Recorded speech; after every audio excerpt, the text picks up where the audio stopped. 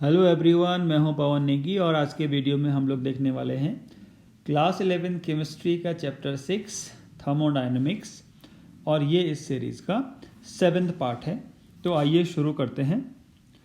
इससे पहले वाले पार्ट में हमने देखा था spontaneity and enthalpy change delta H, और उसमें हमने ये कहा था कि जो डेल्टा एच अगर किसी रिएक्शन में क्या है, नेगेटिव है, तो वो रिएक्शन क्या हो सकती है, स्पॉन्टेनियस हो सकती है। But this was not always the case. कई बार हमने ऐसा भी देखा था कि वो रिएक्शन भी स्पॉन्टेनियस होती हैं जिनके लिए डेल्टा एच की वैल्यू पॉजिटिव होती है। राइट। तो एक और क्राइटेरिया हम लोग आज देखने वाले हैं for the spontaneity of a reaction, और वो है रैंडमनेस और डिसऑर्डर। तो रैंडमनेस और डिसऑर्डर का लिटरल मीनिंग हम लोग जानते हैं। राइट। सो डिसऑर्डर का मतलब है कोई परफेक्ट ऑर्डर है नहीं। फॉर एग्जाम्पल, अगर आप देखेंगे इस डायग्राम में, तो हमने क्या किया है, एक एपैरेटस के दो कंपार्टमेंट लिए हैं। राइट। एक एपैरेटस के दो कंपार्टमेंट लिए हैं और दोनों को हमने क्या किया है, सील किया है। राइट। ये दोनों क्या नहीं है, इन कंटेनर में जो भी सब्सटेंसेज हैं वो मिक्स नहीं हो रहे हैं। तो बिफोर मिक्सिंग एक कंटेनर में हीलियम है और एक कंटेनर में नियॉन है। So there is what, perfect order. यहाँ क्या है, कोई डिसऑर्डर नहीं है, परफेक्ट ऑर्डर है। ऑर्डर कैसे कि एक कंपार्टमेंट में केवल हीलियम है और एक कंपार्टमेंट में केवल नियॉन है। बट जैसे ही हम इस वेल्व को खोलते हैं, ओपन करते हैं, या हम इनको अलाउ करते हैं, दोनों कंपार्टमेंट में जो सब्सटेंस है उसको मिक्स होने के लिए अलाउ करते हैं, तो आप देखिए after mixing there is no orderness, there is what, randomness. कैसे रैंडमनेस है? बिकॉज हर कंटेनर में आपको क्या दिखेगा, there is a mixture of helium and neon. यहाँ भी क्या हो जाएगा, हीलियम एंड नियॉन। तो इसका मिक्सचर है, तो कोई ऑर्डरनेस आपको नहीं दिखाई दे रही है। राइट। और कुल मिला के इसमें हमने कोई अलग से कोई एनर्जी इनपुट दिया नहीं। जैसे ही हमने वेल्व को ओपन किया, अपने आप से क्या आ गई, सिस्टम में रैंडमनेस आ गई। राइट। सो इसका मतलब है जैसे ही हमने दोनों कंपार्टमेंट को अलाउ किया to mix, so the randomness of the system increased. Right. While delta U equal to zero. Delta U zero क्यों हुआ? क्योंकि ये जो वॉल्स हैं कंटेनर की, they are insulated and there is no heat exchange between surrounding and the system. तो इसका क्या मतलब हुआ? इसका ये मतलब हुआ कि कोई भी स्पॉन्टेनियस रिएक्शन उस डायरेक्शन में होती है जहां रैंडमनेस या डिसऑर्डर बढ़ता है। तो ये बहुत इंपॉर्टेंट कॉन्सेप्ट है कि कोई भी स्पॉन्टेनियस रिएक्शन उस डायरेक्शन में होती है जहां रैंडमनेस बढ़ता है। राइट। इसका क्या मतलब हुआ? मान लीजिए ये जो कंटेनर है हमारे पास क्या है, हीलियम और नियॉन का मिक्सचर है। राइट। तो ये अपने आप से इसमें ऑर्डरनेस नहीं आ जाएगी। मतलब एक कंटेनर में अपने आप से हीलियम नहीं होने वाला है, एक कंटेनर में अपने आप से नियॉन नहीं होने वाला है। अपने आप से क्या हुआ है, रैंडमनेस सिस्टम में आई है। जो ऑर्डरनेस है वो क्या नहीं है, स्पॉन्टेनियस नहीं है। उसको करने के लिए कुछ एनर्जी इनपुट आपको देना पड़ेगा, तभी सिस्टम में क्या आएगी, ऑर्डरनेस आएगी। मतलब जो ऑर्डरनेस है सिस्टम का, that is what, non spontaneous. Spontaneous क्या है? स्पॉन्टेनियस है रैंडमनेस। राइट। स्पॉन्टेनियस क्या है? रैंडमनेस और डिसऑर्डर। राइट। तो इससे पहले जो हमने देखा था delta H is equal to negative. So it is a criteria for the randomness of the system. और एक और हमने क्राइटेरिया देखा है, अगर क्या हो रहा है सिस्टम में रैंडमनेस बढ़ रही है, सो this is also a criteria for the spontaneity of a reaction. For example, कुछ एग्जाम्पल हम देखते हैं। जैसे आपने देखा था कि जो आइस का वाटर में चेंज होना, ये प्रोसेस क्या है, स्पॉन्टेनियस है अपने आप से। अगर आप रूम में आइस का, किसी कंटेनर में आइस रख दो, तो अपने आप से वो लिक्विड में चेंज हो जाएगी, spite of being that it is a endothermic process. तो एंडोथर्मिक प्रोसेस होने के बावजूद भी जो आइस है वो जो आइस है वो वाटर में कन्वर्ट हो जाती है स्पॉन्टेनियसली। तो ऐसा क्यों है? क्योंकि जो आइस है उसमें ऑर्डरनेस है। और जो वाटर है उसमें डिसऑर्डरनेस है कंपैरेटिवली। आइस के कंपैरिजन में जो वाटर के मॉलिक्यूल हैं they are more randomly arranged. तो क्योंकि यहाँ पर क्या हो रही है, सिस्टम की रैंडमनेस बढ़ रही है, इसीलिए क्या है यहाँ पर ये जो रिएक्शन है ये स्पॉन्टेनियस है। In the same way there is another example in which water is converting into water vapour. Again this is a endothermic process and it is a spontaneous, right. So endothermic होने के बाद भी ये reaction क्या है, spontaneous है। The reason is same that randomness is increasing. In the same way ammonium chloride को जब आप वाटर में डालते हैं तो अमोनियम आयन और क्लोराइड आयन का एक्वा सोल्यूशन बनता है। It is also a spontaneous reaction. क्यों? क्योंकि इसमें क्या हो रहा है, रेंडमनेस बढ़ रहा है। इन द सेम वे अगर आप क्या करोगे, NaCl को वाटर में डिसॉल्व करते हो तो एंडोथर्मिक होने के बावजूद भी ये रिएक्शन कैसी है, स्पॉन्टेनियस। तो सारी की सारी जो रिएक्शन हमने यहाँ पे लिखी हैं ये कैसी हैं, स्पॉन्टेनियस। और सारी की सारी क्या है, delta H is equal to positive, मतलब एंडोथर्मिक है। तो एंडोथर्मिक होने के बावजूद भी ये रिएक्शन क्या है, स्पॉन्टेनियस है, बिकॉज रैंडमनेस इज इंक्रीजिंग। तो कुल मिला के हमने अभी तक दो टेंडेंसी देखी हैं सिस्टम की जिसकी वजह से सिस्टम स्पॉन्टेनियस हो सकता है। तो वो दो टेंडेंसी क्या है, एक है टेंडेंसी सिस्टम की to acquire a state of minimum energy, मतलब एनर्जी कम से कम हो, उसके लिए हम लिखते हैं delta H is equal to negative. This is one of the criteria. एक से ज़्यादा क्राइटेरिया है यहाँ पर। तो एक क्राइटेरिया क्या है, that the energy of the system will decrease so that process में बी स्पॉन्टेनियस, राइट। दूसरा जो टेंडेंसी है वो क्या है, सिस्टम की to acquire maximum randomness, right. तो रेंडमनेस को हम आगे देखेंगे, हम एंट्रोपी से मेजर करते हैं। तो एंट्रोपी का बढ़ना delta S is change in entropy that must be positive.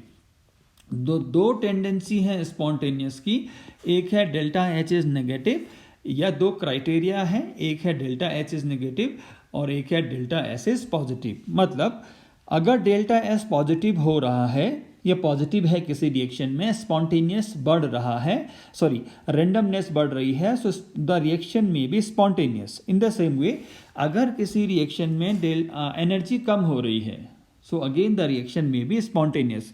But इसका ये मतलब कभी भी नहीं है कि हमेशा जब delta H is equal to negative होगा तो रिएक्शन स्पॉन्टेनियस ही होगा, ऐसा नहीं है। इन द सेम वे अगर delta S is equal to positive होगा तो हमेशा रिएक्शन स्पॉन्टेनियस होगा, ऐसा भी नहीं है। तो ये जो दो टेंडेंसी हैं ये इंडिपेंडेंटली काम करती हैं, राइट। वो एक डायरेक्शन में भी हो सकती हैं और ऑपोजिट डायरेक्शन में भी हो सकती हैं। इसको हम और डिटेल में आगे पढ़ने वाले हैं। सो मैंने आपको बताया that these two tendency act independently of each other और they may work in the same or opposite direction. तो दो टेंडेंसी क्या है, एक है सिस्टम की tendency to acquire state of minimum energy, तो उसके लिए हम लिखते हैं delta H is equal to negative. और जो दूसरी टेंडेंसी है सिस्टम की वो है tendency to acquire state of maximum randomness, so delta S is equal to positive. ये है, राइट। ये दो क्या है, टेंडेंसीज हैं। अब हम डेल्टा S तो हम लोग समझ चुके हैं। अभी मैं आपको बताने वाला हूँ एंट्रोपी के बारे में, या और ये कैसे स्पॉन्टेनिटी से रिलेटेड है। सो एंट्रोपी क्या है, the property of a system which measures the degree of disorder और randomness in the system is called entropy of the system. Simple सी बात है, किसी सिस्टम में कितनी डिसऑर्डरनेस है उसी को मेज़र करने की जो प्रॉपर्टी है उसी को हम कह रहे हैं entropy, and it is denoted by S। और जनरली जैसे हमने कहा था, हम एब्सोल्यूट वैल्यू एंथैल्पी की नहीं मेजर करते हैं, हम केवल उसमें चेंज मेजर करते हैं। In the same way we do not measure the absolute value of entropy but we measure the change in entropy, right. Change in entropy को हम मेजर करते हैं। So delta S change in entropy is equal to entropy of the final state minus entropy of the initial state. जैसे हमने क्या देखा था, enthalpy change reaction के लिए तो हमने देखा था एच पी प्रोडक्ट की enthalpy minus H R reactant की एंथैल्पी, ठीक। So for a chemical reaction entropy change is attributed to the change in arrangement of atoms or ions in the reactant to that of product। मतलब अगर कोई reaction हो रही है A plus be giving you C, तो यहाँ reactant में जो एटम्स और आयंस का जो अरेंजमेंट है, इस जो रिएक्टेंट साइड में जो एटम्स और आयंस का अरेंजमेंट है वो कैसा है और प्रोडक्ट में वो कैसा हो गया है, राइट। रिएक्टेंट में कैसा था अरेंजमेंट एटम्स आयन और इवन मॉलिक्यूल्स का, और जो प्रोडक्ट में है कैसा अरेंजमेंट है एटम आयन का, उसी को हम कहते हैं एंट्रोपी चेंज। और इसके लिए फॉर्मूला क्या है, सिंपल, डेल्टा एस मतलब change in entropy is equal to Q reversible by T, या सिंपल आप कह देते हैं delta S is equal to Q by T. ये है एंट्रोपी का formula. So change in entropy is equal to Q by T. और अगर रिवर्सिबल प्रोसेस में हो रहा है, सो क्यू रिवर्सिबल क्या है, is the amount of heat absorb reversibly and isothermally. तो रिवर्सिबली क्या है, आइसोथर्मली क्या है, ये हमने पहले सीरीज में देखा है, राइट।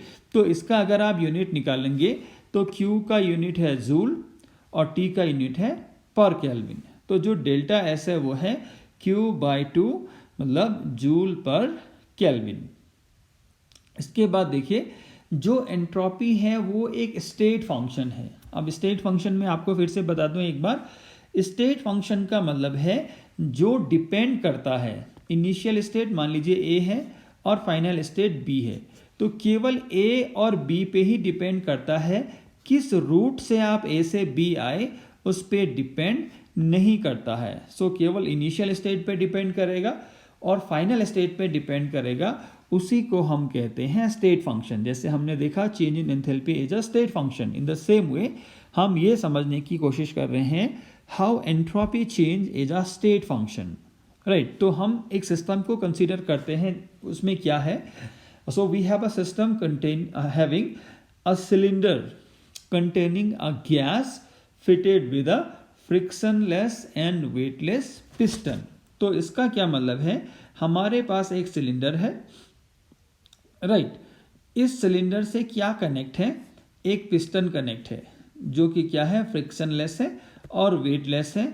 और इस सिलेंडर के अंदर हमने क्या रखी है, एक गैस रखी है। मतलब ये जो पिस्टन है इट कैन स्लाइड, राइट, ये स्लाइड कर सकता है, ये मोशन कर सकता है, इसको हम कंप्रेस भी कर सकते हैं, राइट। इसके बाद आप देखिए the cylinder is in contact with a large heat reservoir. मतलब जो ये सिलेंडर है ये किसके कॉन्टेक्ट में है, एक लार्ज हीट रिजर्वॉयर के कॉन्टेक्ट में है।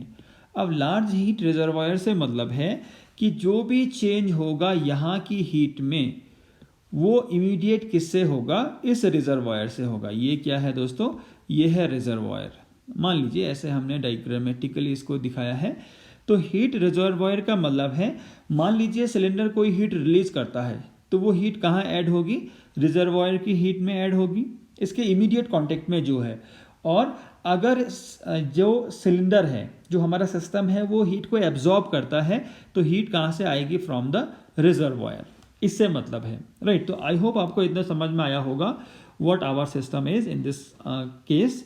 तो हमारे पास एक सिलेंडर है जिसमें एक गैस है and this cylinder is having a frictionless and weightless piston and this cylinder is in contact with a large heat reservoir, right. तो इतना ठीक है। इसके बाद हम देखते हैं दो सिचुएशन हम कंसीडर करते हैं। तो मान लीजिए पहले हमने क्या किया, let us consider isothermal and reversible expansion of the gas from V1 to V2, right। पहले केस में क्या हो रहा है कि जो गैस है वो एक्सपैंड हो रही है, राइट। मतलब हम क्या कर रहे हैं, जो पिस्टन है उसको बाहर खींच रहे हैं और इससे गैस का जो वॉल्यूम है वो कहाँ से कहाँ तक चेंज हो गया, V1 से V2 तक चेंज हो गया, राइट। तो इस केस में क्या होता है, क्योंकि अगर आप एक्सपेंड करोगे सिस्टम को तो क्या होगा, उसकी हीट कम होगी, एक्सपेंशन से क्या हो जाता है, सिस्टम ठंडा हो जाता है। तो ये क्या करेगा, ये हीट को एब्जॉर्ब करेगा।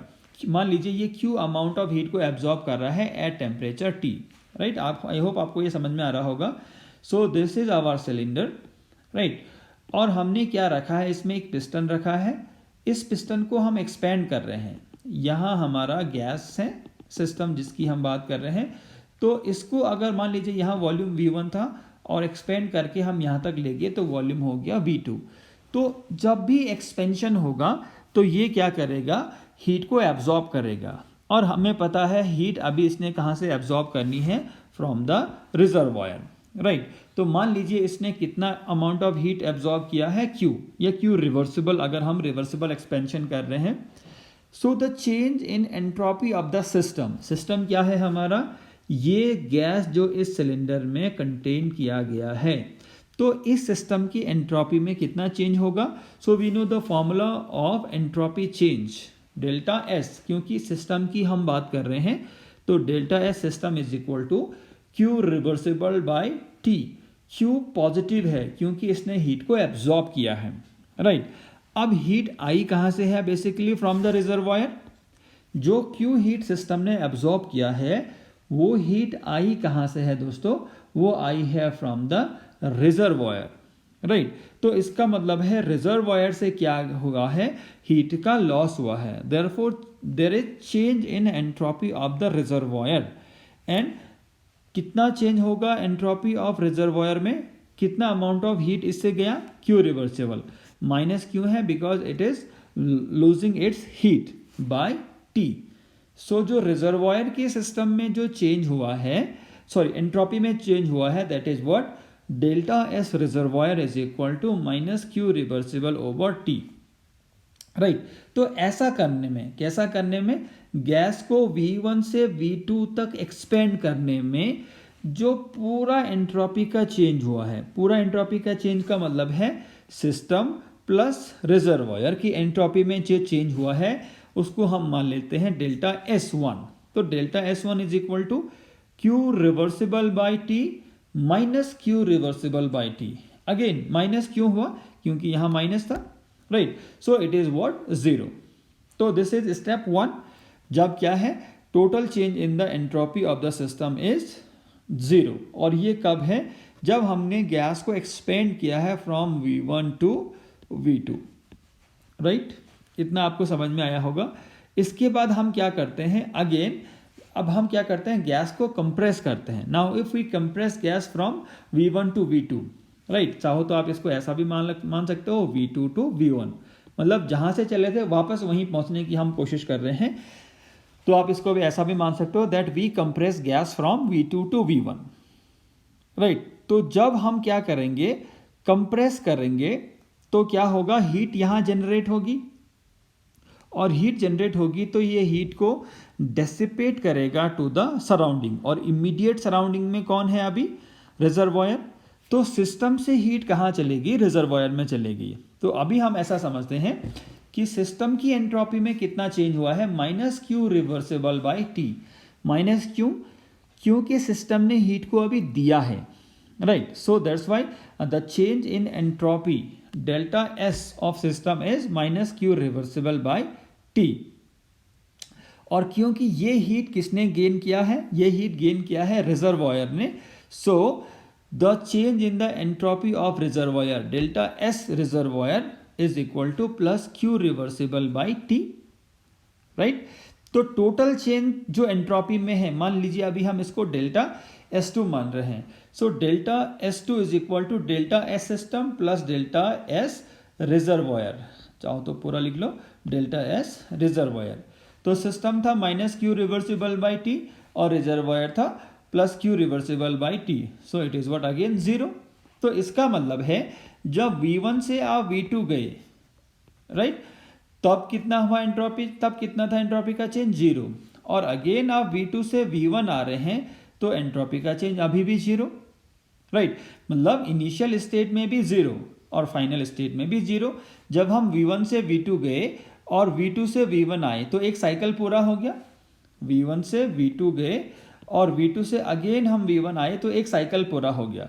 तो साइकिल के स्टार्टिंग में भी एंट्रोपी का चेंज 0 और साइकिल के एंड में भी एंट्रोपी का चेंज 0, राइट। तो इसका क्या मतलब है, इनिशियल स्टेट में जो एंट्रोपी का चेंज था वही फाइनल स्टेट में भी है, that is the total entropy change अगर आप निकालोगे so delta S1 plus delta S2 सो 0, मतलब 0 प्लस 0 तो 0 ही होगा, राइट। इसका क्या मतलब है, after the end of the cycle the entropy of the system is same as it was initially. तो इनिशियली कितना था 0, और जब आपने साइकिल को ख़त्म किया है V1 से V2 और V2 से अगेन V1 आए हैं, तब भी एंट्रोपी का चेंज कितना ही है 0, जितना इनिशियली था उतना साइकिल ख़त्म होने के बाद भी है।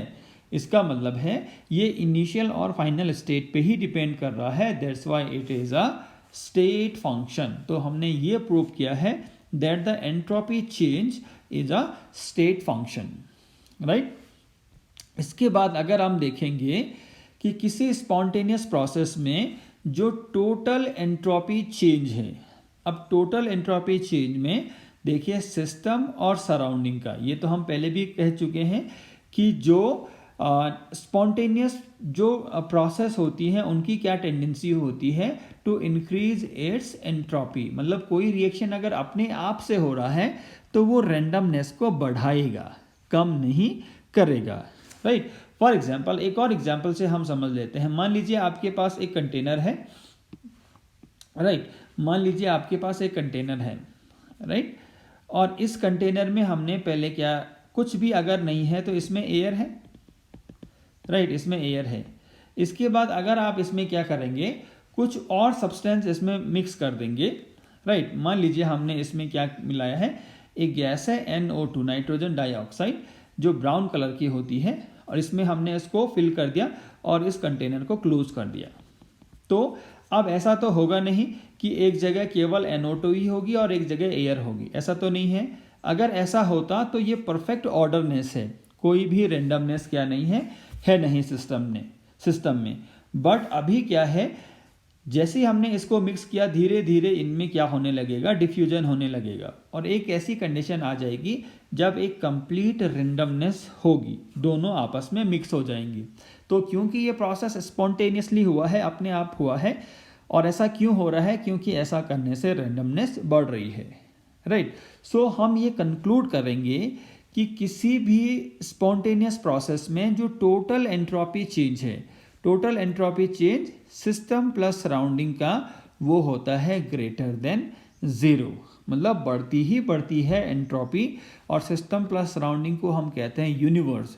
So total entropy change of universe is greater than 0 for a spontaneous process. इसी पे बेस्ड हमारा है सेकेंड लॉ ऑफ थर्मोडाइनमिक्स। तो फर्स्ट लॉ ऑफ थर्मोडाइनमिक्स हम देख चुके हैं, that was the conservation of energy. Second law of thermodynamics क्या कहता है, the entropy of the universe always increases in the course of every spontaneous change.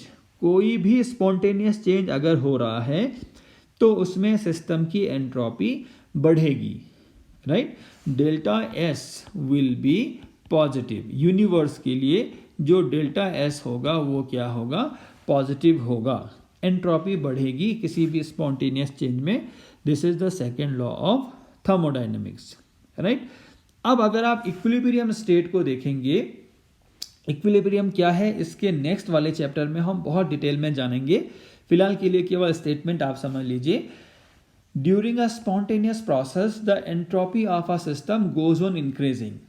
जब भी कोई स्पॉन्टेनियस प्रोसेस हो रही है तो क्या होगी, मान लीजिए ये एंट्रोपी का ग्राफ है, राइट, इधर है एंट्रोपी और इधर है प्रोग्रेस ऑफ रिएक्शन, इधर हम प्लॉट कर रहे हैं प्रोग्रेस ऑफ रिएक्शन। तो ये क्या कह रहा है, during a spontaneous process the entropy of the system goes on increasing, entropy बढ़ती जाएगी, राइट। जब सिस्टम पहुंच जाएगा इक्विलिब्रियम में, right, when the system reaches at equilibrium state the entropy of the system becomes maximum, मतलब जब system equilibrium में पहुंच जाएगा उसके बाद एंट्रोपी और बढ़ेगी नहीं, वो अपनी मैक्सिमम वैल्यू तक पहुंच जाएगी। तो अगर वो कोई चेंज बढ़ नहीं रहा है, इवन घट भी नहीं रहा है, तो चेंज क्या होगा, चेंज विल बी 0, राइट। मान लीजिए यहाँ पर इसकी वैल्यू थी 1 2 3 4 और यहाँ 5, इसके बाद 5 एंड 5, क्योंकि अब तो चेंज हो नहीं रहा है, राइट, वो अपनी मैक्सिमम स्टेट तक पहुंच चुका है। तो अगर आप यहाँ पर चेंज निकालोगे एंट्रोपी का, तो 5 - 5 = 0, राइट। तो इसका सिंपल सा मतलब ये है कि इक्विलिब्रियम जब स्टैब्लिश हो जाएगा, then there will be no change in entropy, entropy में कोई चेंज नहीं होगा। ये हम और डिटेल में पढ़ेंगे नेक्स्ट चैप्टर में, राइट। इसके बाद एक बहुत इंपॉर्टेंट थर्मोडायनेमिक टर्म हम इंट्रोड्यूस करने जा रहे हैं, जिसको हम कहते हैं गिव्स एनर्जी चेंज, राइट। अभी तक हमने देखा है एंट्रोपी देखा है, एंथैल्पी देखा है, एंट्रोपी देखा है, अब हम देखने वाले हैं गिव्स एनर्जी। तो इनमें अगर आप चेंज देखोगे तो delta H, delta S and delta G। अब क्या है गिव्स एनर्जी का चेंज, वो देखिए। For most of the chemical reaction there are changes in both entropy and enthalpy. ज़्यादातर जो रिएक्शन हैं उनमें एंट्रोपी में भी चेंज होता है और एंथैल्पी में भी चेंज होता है, राइट। और किसी भी एक को देखकर आप नहीं बता सकते हैं whether the reaction will be spontaneous और नॉट। मतलब डेल्टा S हमेशा पॉजिटिव है और रिएक्शन हमेशा स्पॉन्टेनियस होगा, ऐसा जरूरी नहीं है। ये हम पहले भी आपको बता चुके हैं। डेल्टा H अगर नेगेटिव है तो रिएक्शन स्पॉन्टेनियस हो सकता है, नो डाउट, बट हमेशा हर केस में डेल्टा H अगर नेगेटिव है तो रिएक्शन स्पॉन्टेनियस होगा, ऐसा जरूरी नहीं होगा। So we can say that it is not possible to predict the spontaneity of a reaction on the basis of decrease in enthalpy delta H is equal to minus and increase in entropy delta S is equal to positive, right।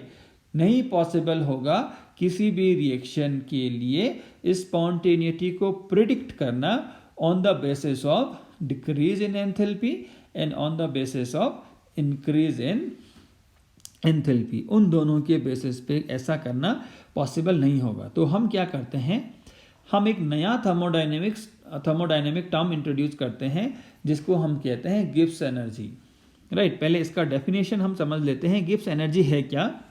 It is defined as the maximum amount of energy available to a system during a process that can be converted into useful work.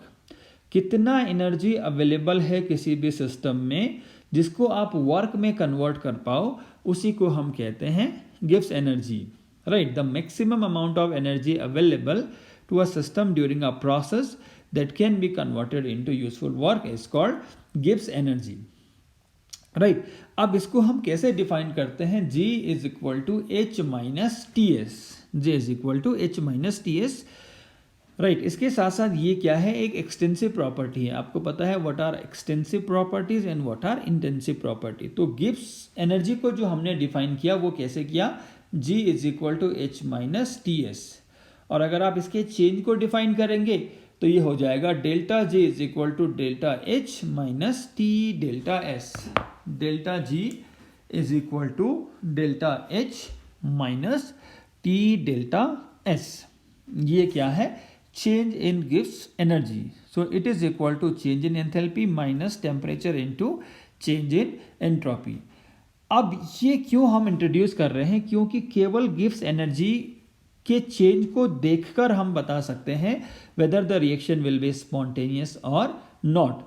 जैसे केवल हम enthalpy के change को देखकर नहीं बता सकते हैं whether the reaction is spontaneous और नॉट, क्योंकि ज़्यादातर केसेस में delta H is equal to negative तो reaction spontaneous, but it is not always the case.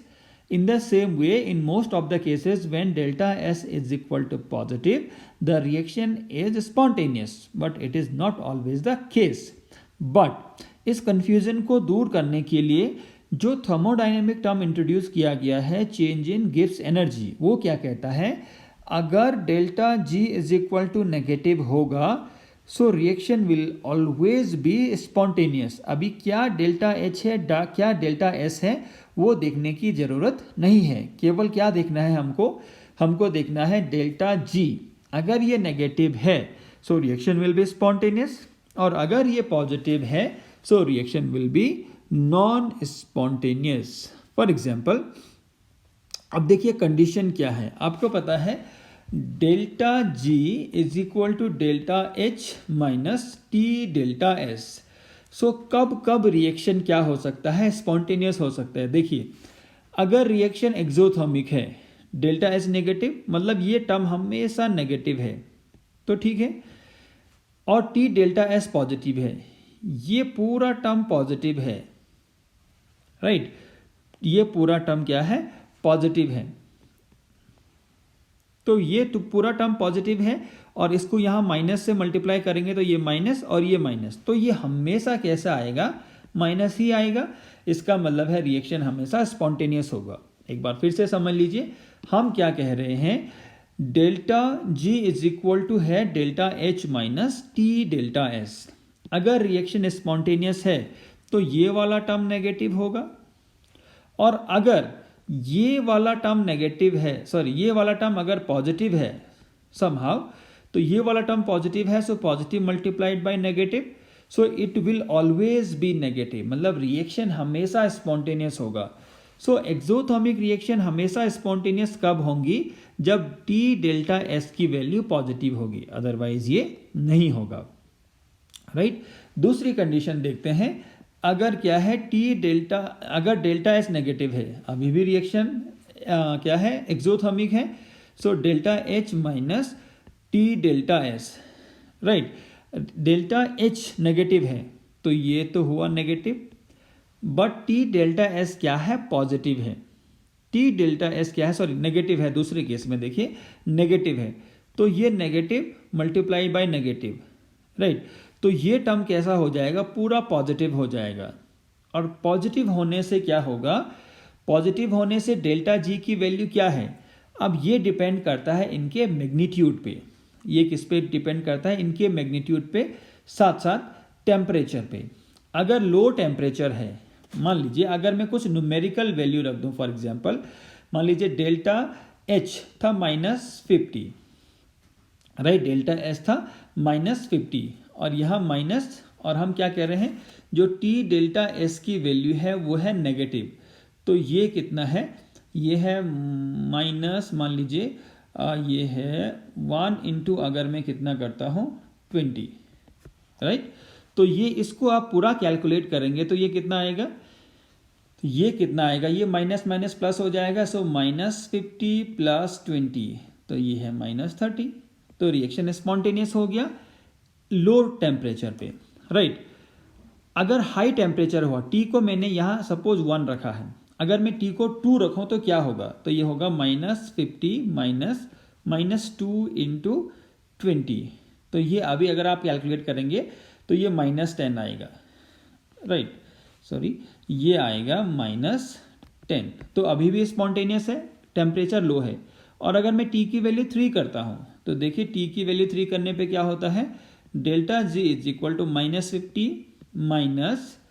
-3 into 20, तो हाई टी आ गया, टेम्परेचर हाई हो गया, तो यहाँ पर क्या होगा, डेल्टा जी की वैल्यू कितनी आएगी, देखिए delta G is equal to -50 और ये माइनस माइनस प्लस हो जाएगा 60, तो ये हो गया +10।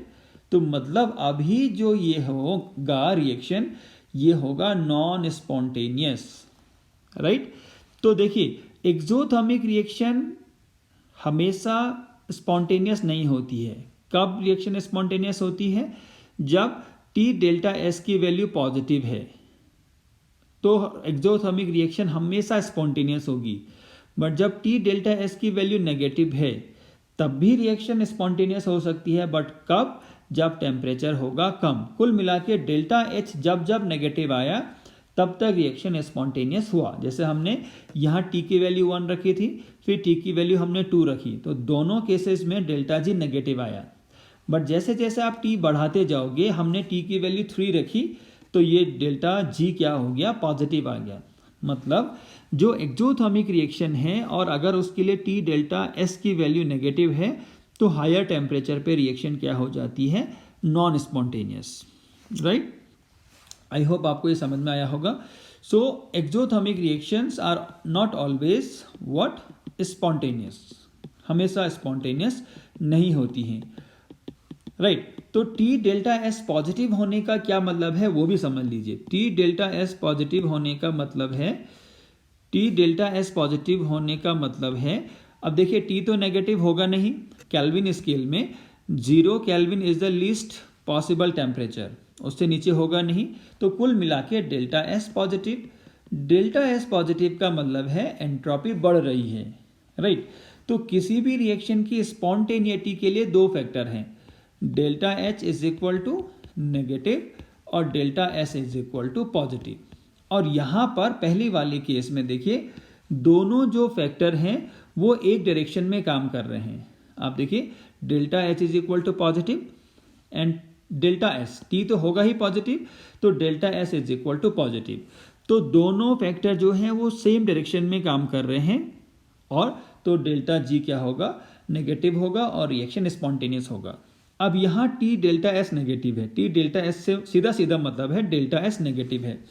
तो डेल्टा एस अगर नेगेटिव हुआ, delta H is equal to negative, तो रिएक्शन स्पॉन्टेनियस, और delta S is equal to negative मतलब एंट्रोपी कम हो रही है, ऑर्डरनेस आ रही है, तो रिएक्शन क्या होता है दोस्तों, नॉन स्पॉन्टेनियस, राइट। ये मैं आपको बता चुका हूं, delta S is equal to positive में स्पॉन्टेनियस।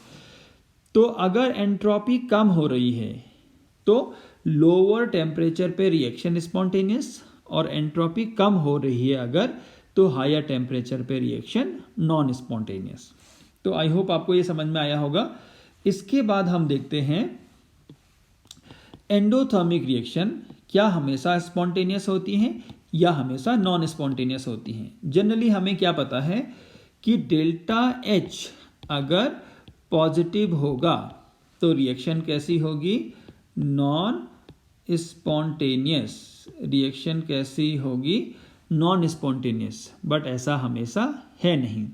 देखिए डेल्टा एस क्या है, डेल्टा एस अगर नेगेटिव है, डेल्टा एस अगर क्या है, नेगेटिव है, तो देखिए delta G is equal to delta H minus T delta S. Delta H हो गया पॉजिटिव, ये नेगेटिव है, टी तो पॉजिटिव ही होगा, और यहाँ डेल्टा एस नेगेटिव है, तो नेगेटिव नेगेटिव पॉजिटिव।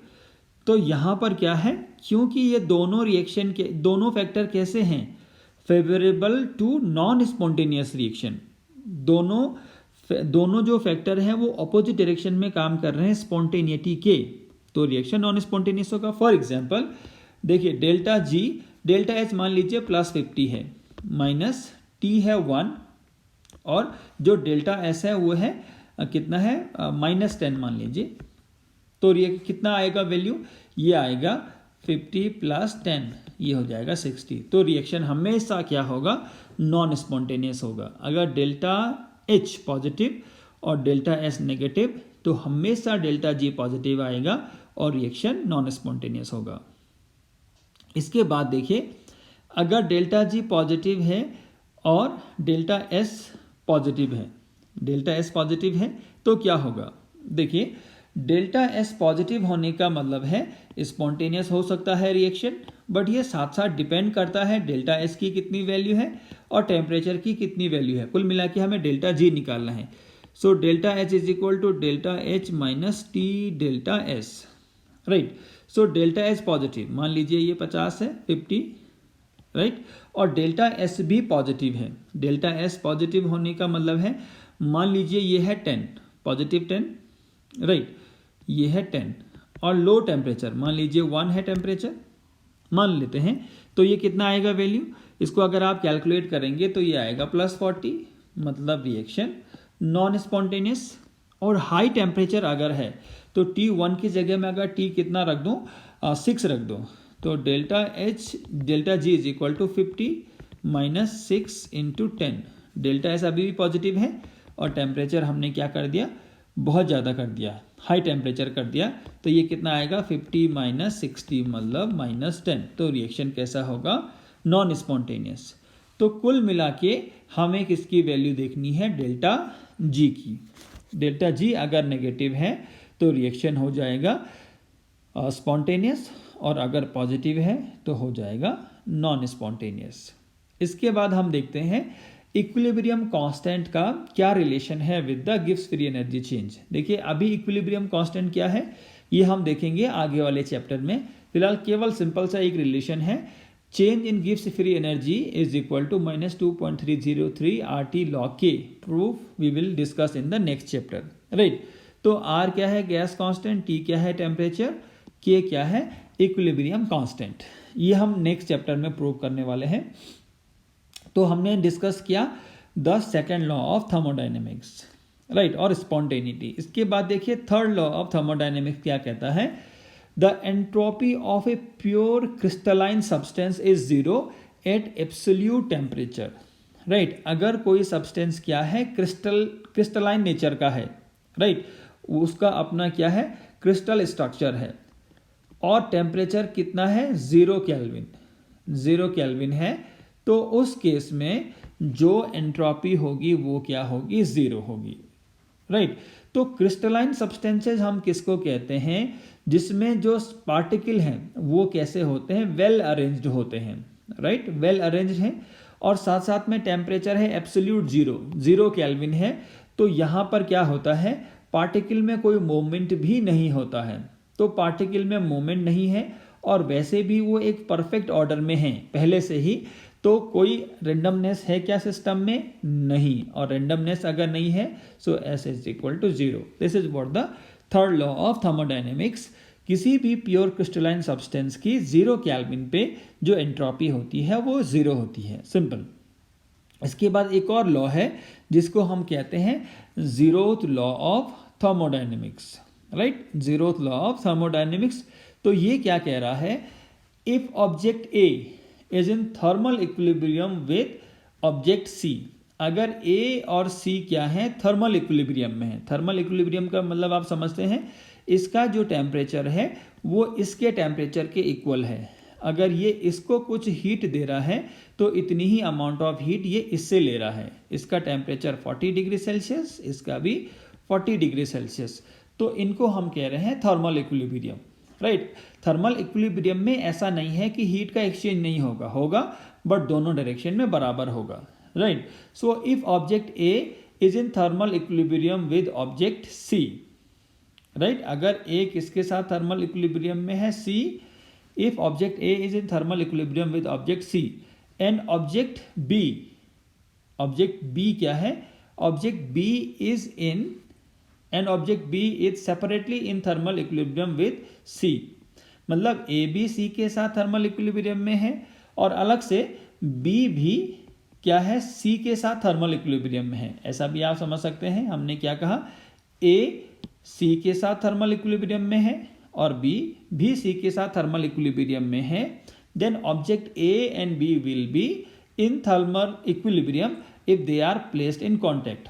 तो A और C को हमने देखा ये थर्मल इक्विलिब्रियम में है, B और C को हमने देखा ये थर्मल इक्विलिब्रियम में है, तो अगर A और B को हम एक साथ रखेंगे तो ये भी थर्मल इक्विलिब्रियम में होंगे, right. So this is what the zeroth law of thermodynamics. तो सिंपल ये ऐसा कहता है, आपने मैथ्स में भी देखा होगा A B C 3 नंबर है, A B के बराबर है, राइट, और B किसके बराबर है C के बराबर है, तो A किसके बराबर हो जाएगा C के बराबर, ऑलमोस्ट ऐसा ही है, राइट।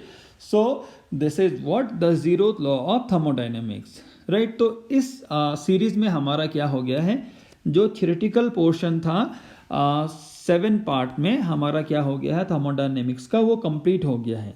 आने वाले सीरीज में हम कुछ न्यूमेरिकल प्रॉब्लम देखेंगे based on the concept of thermodynamics, right. तो आई होप आप लोगों को समझ में आ रहा होगा जो मैं बता रहा हूँ, and thank you very much for watching, thank you.